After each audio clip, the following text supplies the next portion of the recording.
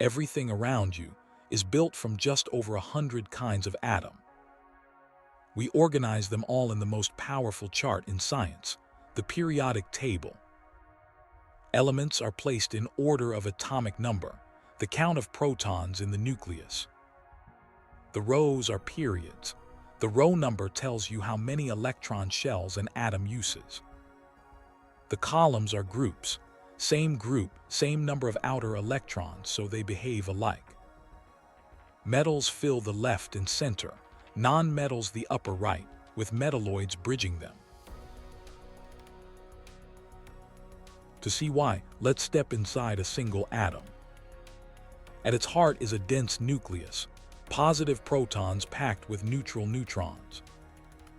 Around it, negative electrons fill shells of energy, always from the inside out.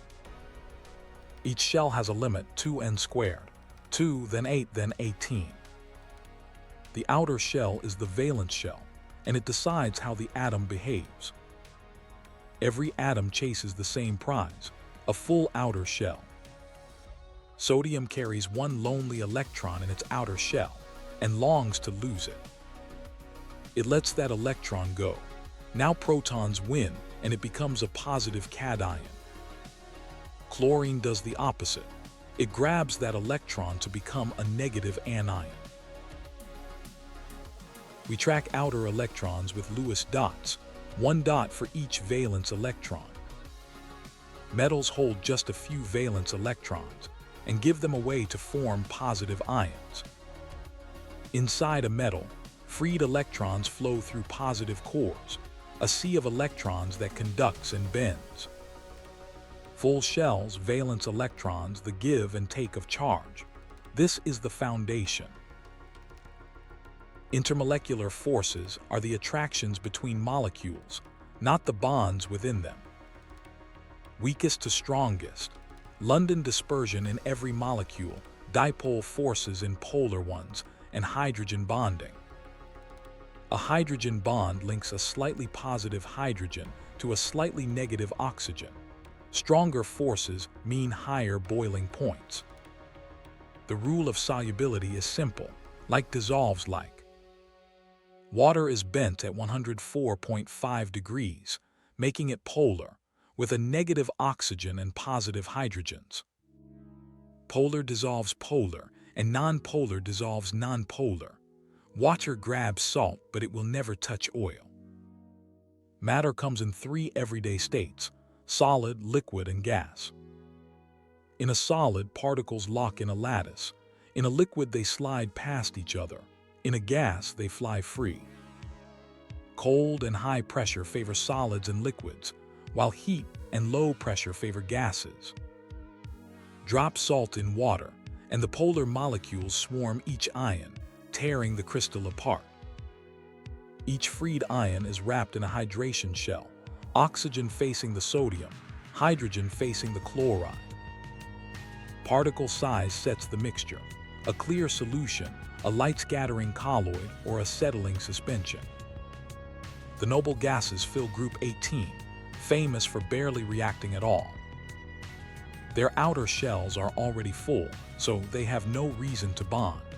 This is the stability every atom chases.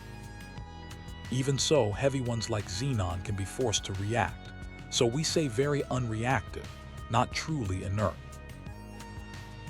A chemical equation is shorthand for a reaction. Reactants on the left, products on the right. The law of conservation of mass says atoms are never created or destroyed, so the two sides must match. We balance by changing the coefficients in front, never the little subscripts inside a formula. Most reactions fall into a few families: synthesis, decomposition, displacement, and combustion. The central unit is the mole. 1 mole is 6.022 times 10 to the 23 particles. The coefficients in a balanced equation are the mole ratios: 2 hydrogen to 1 oxygen to 2 water. To go from mass to moles, divide by the molar mass. The limiting reagent runs out first and caps the product. Every reaction involves energy. and before it can start, the reactants must climb an energy barrier. That barrier is the activation energy, the minimum push needed to break bonds and reach the transition state. A catalyst offers an easier path, lowering the activation energy without ever being used up. What decides if a reaction is spontaneous is Gibbs free energy. Delta G equals delta H minus T delta S. Enthalpy and entropy combine four ways. A negative delta G is spontaneous, and temperature can flip the result. In an exothermic reaction, the products sit lower in energy, so energy is released, usually as heat. In an endothermic reaction, the products sit higher, so the reaction pulls energy in and feels cold. In the Bronsted-Lowry picture, an acid donates a proton and a base accepts one. A weak acid only partly gives up its proton, so it settles into equilibrium, shown by a double arrow. Strong acids are different.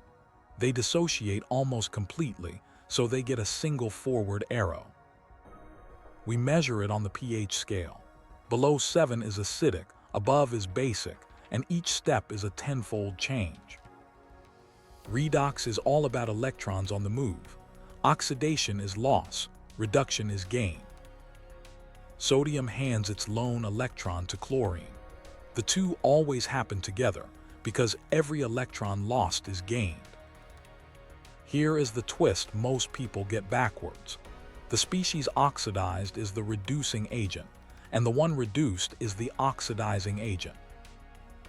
Oxidation states are a bookkeeping trick. A pure element is 0, hydrogen is +1, and oxygen is -2.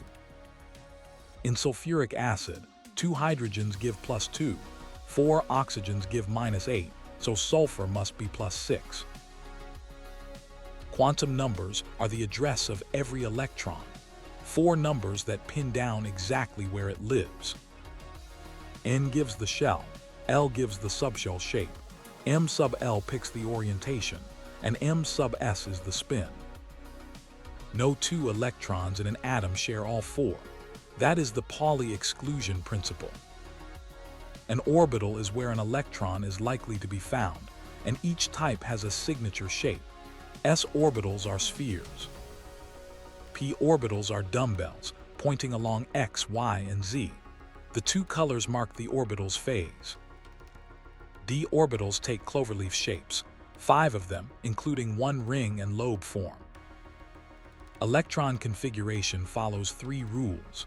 Fill the lowest energy first, at most 2 per orbital, and spread out before pairing. Sodium's 11 electrons fill 1s, 2s, 2p, and the 11th lands alone in 3s.